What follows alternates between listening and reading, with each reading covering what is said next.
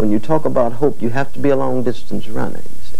And this is, again, so very difficult in our culture because the quick fix, the overnight solution, mitigates against being a long-distance runner in the moral sense, in the deep ethical sense, of fighting sometimes despite the consequences of winning immediately, but because it's right, because it's moral, because it's just, you see.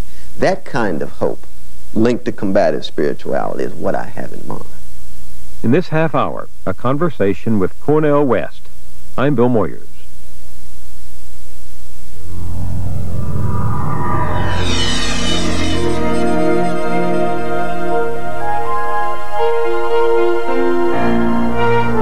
A World of Ideas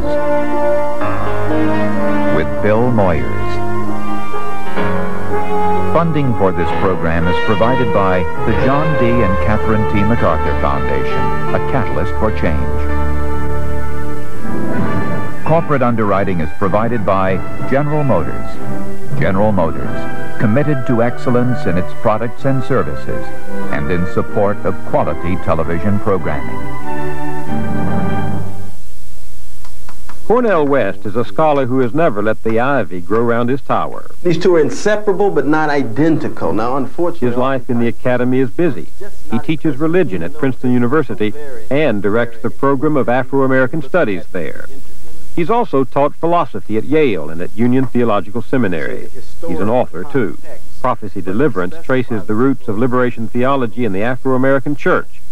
The American Evasion of Philosophy explores the democratic ideal in the works of intellectuals like John Dewey. But Cornel West moves in many worlds.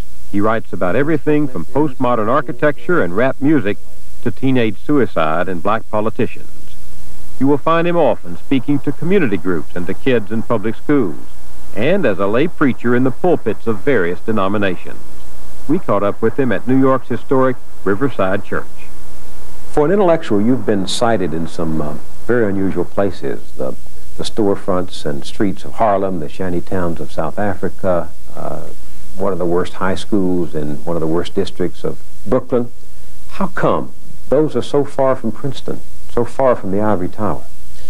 Yes, well, I understand the vocation of the intellectual as trying to turn easy answers into critical questions and ask these critical questions to those with power. The quest for truth, the quest for the good, the quest for the beautiful, for me, presupposes allowing suffering to speak, allowing victims to be visible, and allowing social misery to be put on the agenda of those with power. And so my own sense of pursuing the life of the mind is inextricably linked with struggle for those who have been dehumanized, for those who have been marginalized.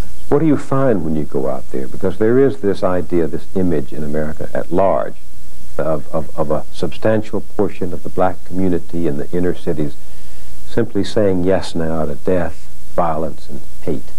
What do you find when you go there? I think I find on the one hand, indeed, a lot of meaninglessness and hopelessness, but at the same time I find those who are struggling, those who are trying to survive and thrive under excruciating conditions.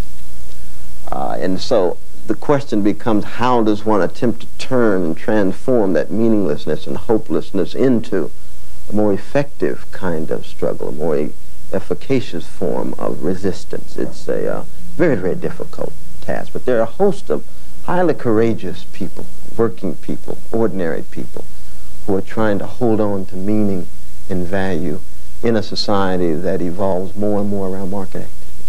Market activity. Market activity. Market culture, a market mentality, a market ethos permeates almost every sphere of this society. What do you think that means? What does it do to a community? I think the market makes it very difficult because the markets, especially market these days, is a preoccupation with the now, with the immediate. And what that means then is that people feel that they no longer have to work or sacrifice, you see.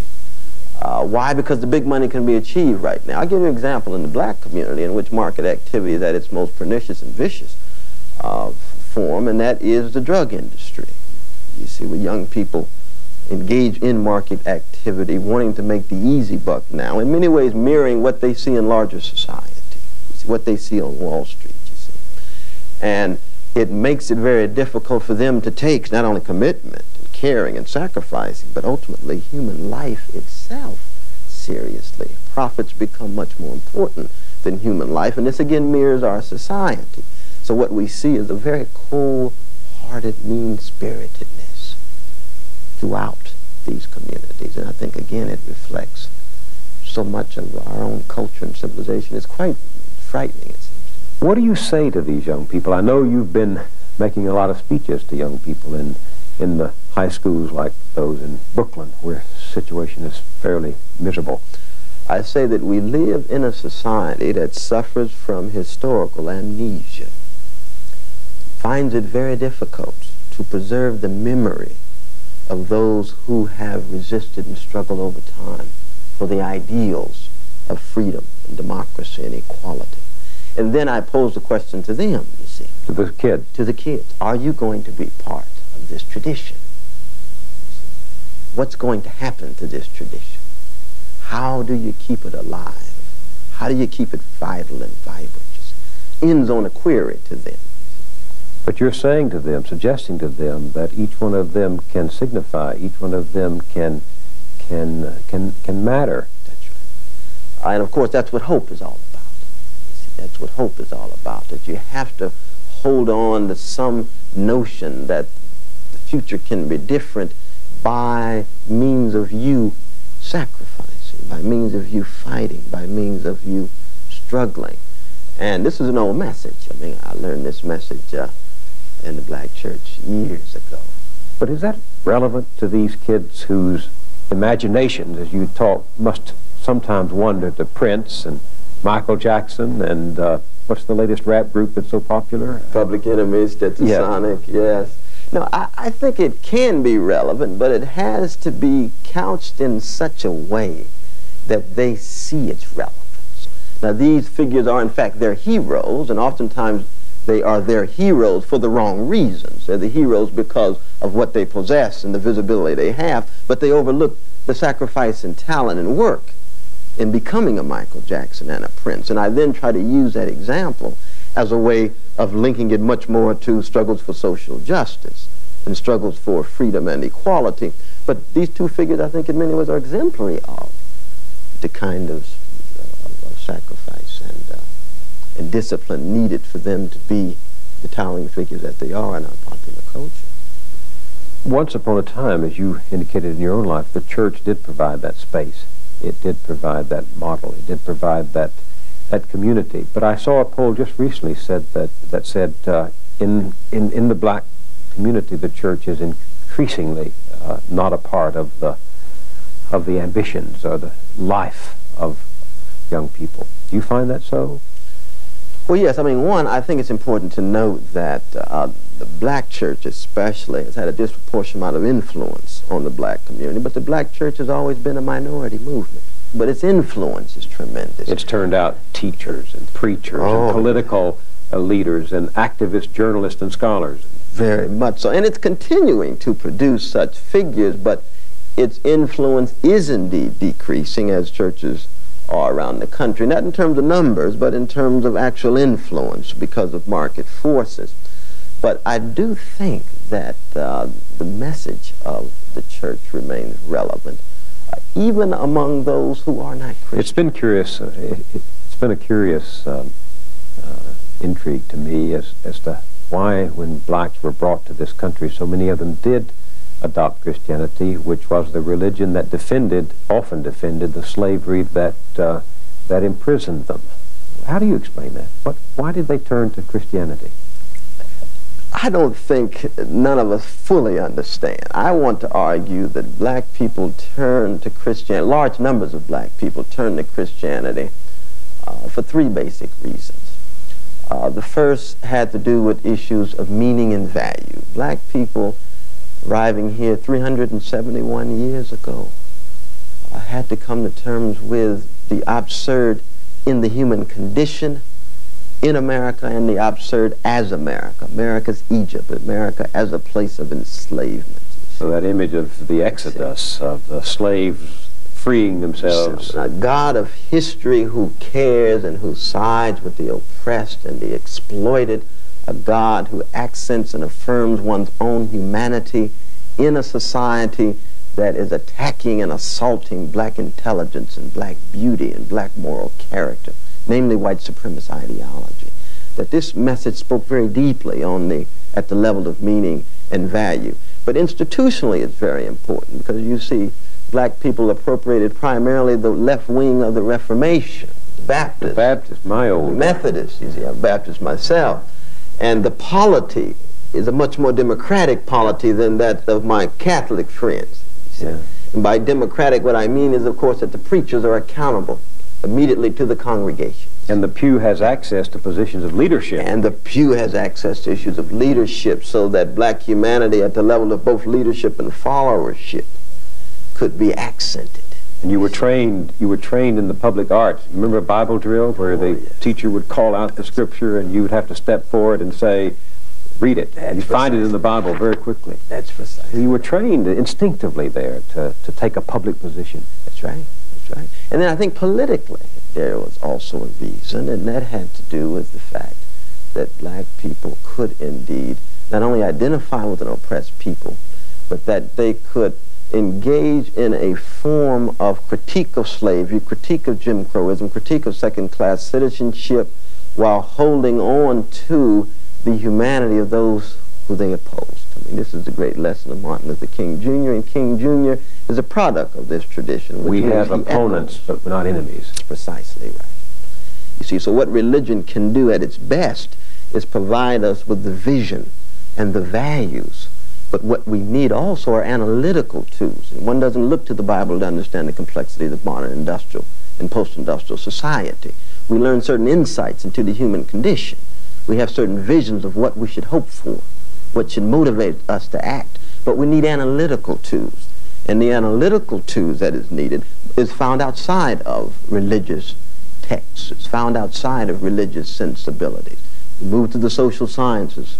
We move to the humanities to try to get a handle on understanding maldistribution of resources and wealth and income and prestige and influence in our society. And so all forms of prophetic religion must be linked in some sense with a set of analytical tools. You used a compelling term on another occasion. You talked about combative spirituality. Combative spirituality. What do you mean by that? Yes, by combative spirituality, I mean a form of spirituality, which is to say a form of community and communion that preserves meaning by fighting against the bombardments of inferiority claims, the bombardments of deficiency claims against peoples of color. So a combative spirituality is a mode of community that sustains persons in their humanity, but also transcending solely the political. It embraces the political, but it also deals with issues of death, of dread, of despair, of disappointment, of disease. These are all the ultimate facts of existence, and they're filtered through our social and political existence. But the ultimate, all of us as individuals must confront these.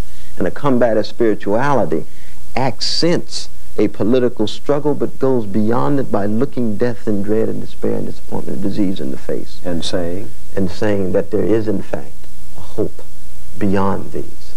When you talk about hope, you have to be a long-distance runner, you see.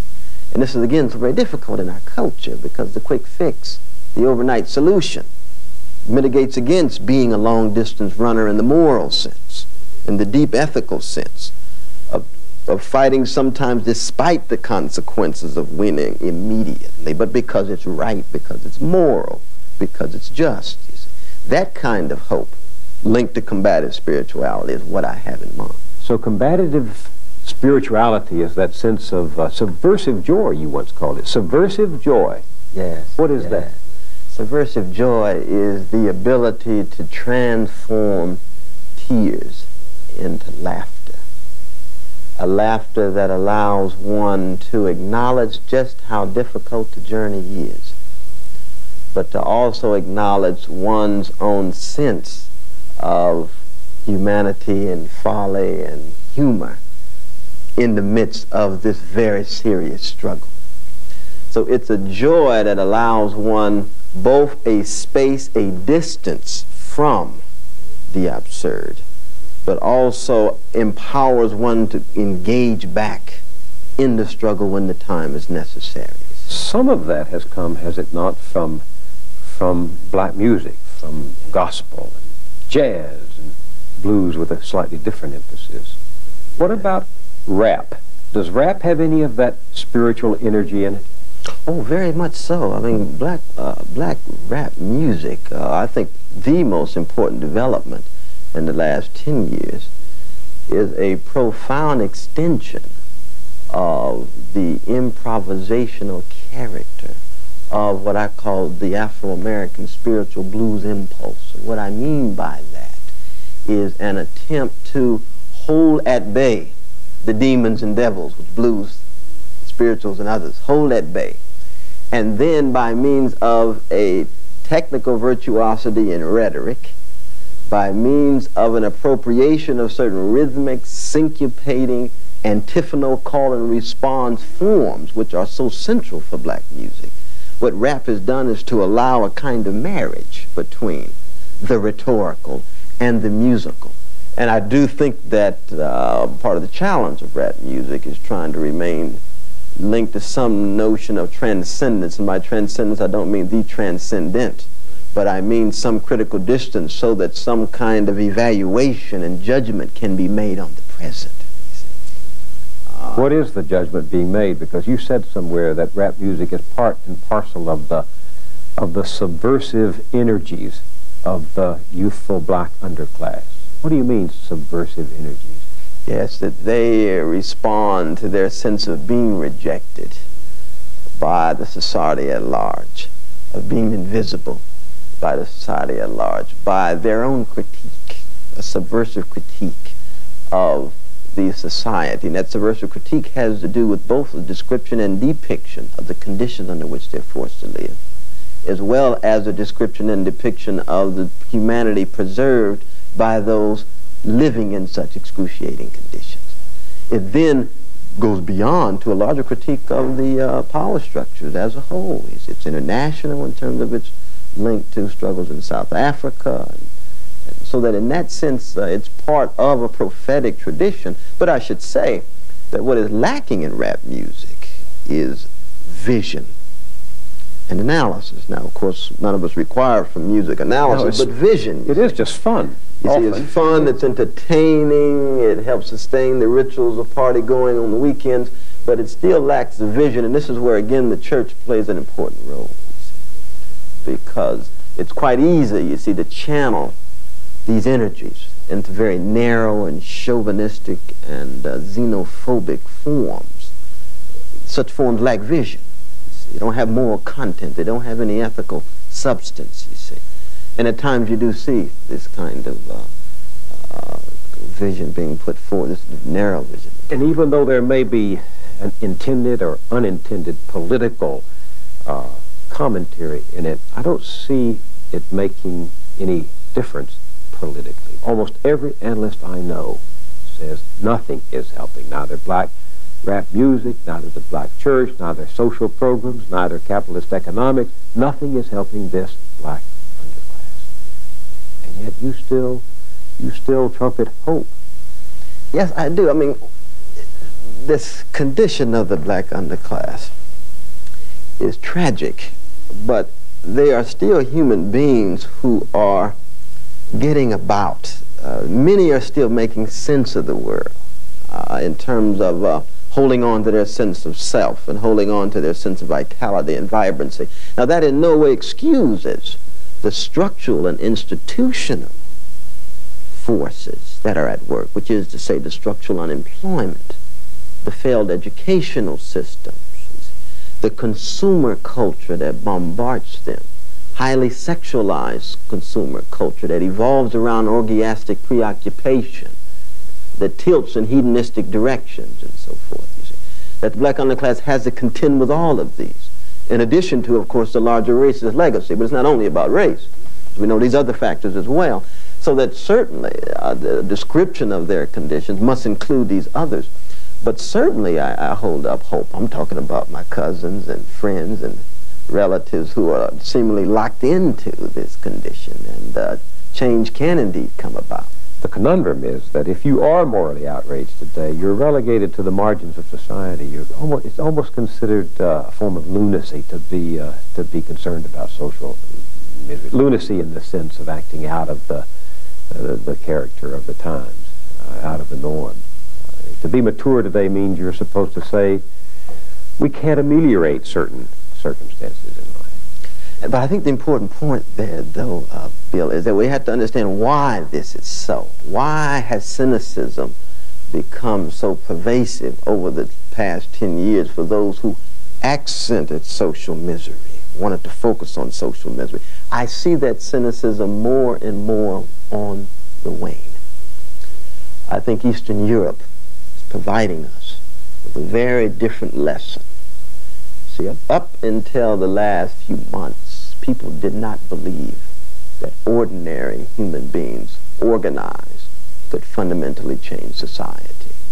We had scholars around the world saying that the very notion of revolution was outdated and antiquated. So all of those assumptions and presuppositions now being called into question, which means then that the focus of ordinary people, organizing, mobilizing, having impact on powers that be, once again moves to the center of the agenda. It's a question of sustaining ways of life in which care is manifest by means of bringing power and pressure to bear on status quos, but power and pressure to bear brought in such a way that we see some changes coming through in how people conceive of themselves, namely people believing they make a difference. You see, and elections don't do that as much as ordinary, on-the-ground, grassroots organization. You said recently that there's a crisis in black leadership in this country. What kind of crisis? Well, one is that so much of the energy and talent of black leaders has been channeled through electoral politics. Now, on the one hand, this is a salutary development because, of course, to have a black governor in Virginia, black mayor in New York and Los Angeles and Atlanta and what have you, is a sign of progress. One should in no way deny this, one should in no way downplay this. But at the same time, given the way American society is structured, the disproportionate amount of influence of the business community, the degree to which politicians as a whole must in some way, if not cater to, then at least negotiate and compromise with this business community. It's still very clear then that the black politicians have highly circumscribed powers. This is true for any politician, you see. And therefore their inability to actually enhance the plight and predicament of black working people and black poor people, working people and poor people as a whole. In fact, women and blacks have achieved mayoralty positions and other positions like that just as the powers have become more circumscribed. That's exactly right, with the tax base eroding and what have you. So that symbolically, cathartically, and in some ways politically, black politicians play an important role, but it's highly limited. They know it, we know it, and their constituencies know it. But the problem has been, you see, that black leadership has been focused on electoral politics, so we no longer have the Kings and the Malcolm X's and the Fannie Lou Hamers and the Ella Bakers, namely those who stood on grassroots organizations and brought their prophetic critiques to bear. You see. And in fact, what we need, in addition to the black politicians, are black prophetic figures who are less interested in winning office and more interested in speaking the truth with love to power and to organizing and mobilizing black people and other people as well as to what the realities are. Don't you sometimes wish there were leaders and intellectuals who transcended race? Sure, I mean, there has to be. There has to be. But I think it's important that when we talk about transcending race, we don't forget about it. You see, that is to say that I think that we can best understand the whole by acknowledging the various parts. It's true the whole is more than the sum of its parts, but the various parts. One part is race, gender, ecology, labor, and so forth. Certainly there would have to be a figure, it would have to be a movement that would speak to all of these. But you see, what often happens, though, Bill, is that precisely because black people and black intellectuals have been so thoroughly ghettoized and marginalized and confined to the racial terrain, that many want to prematurely escape. And that's just as bad as those who want to remain ghettoized. Yeah, if you remain with contacts to the black community, you are irrelevant to the larger white community. If you move into the larger white community, you're impotent back in the community, That's right? That's exactly right. We need to be able to move back and forth in such a way that you're neither ashamed of talking about the race issue and all of its implications, and you also are willing to, and in fact you insist on talking about the larger situation in light of other elements as well as race. And I think that's what we need in the 1990s. From Riverside Church in New York, this has been a conversation with Cornel West. I'm Bill Moyers.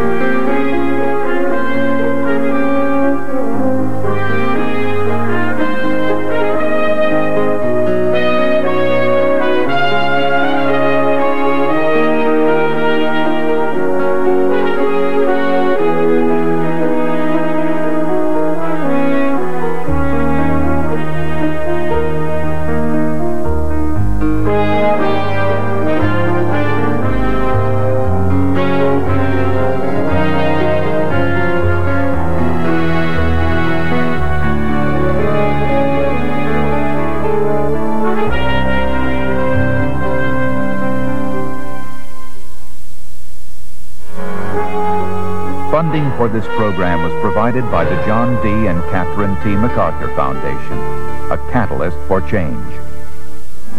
Corporate underwriting was provided by General Motors. General Motors, committed to excellence in its products and services, and in support of quality television programming. Video cassettes for a world of ideas are available from PBS Video. Call toll-free 1-800-424-7963.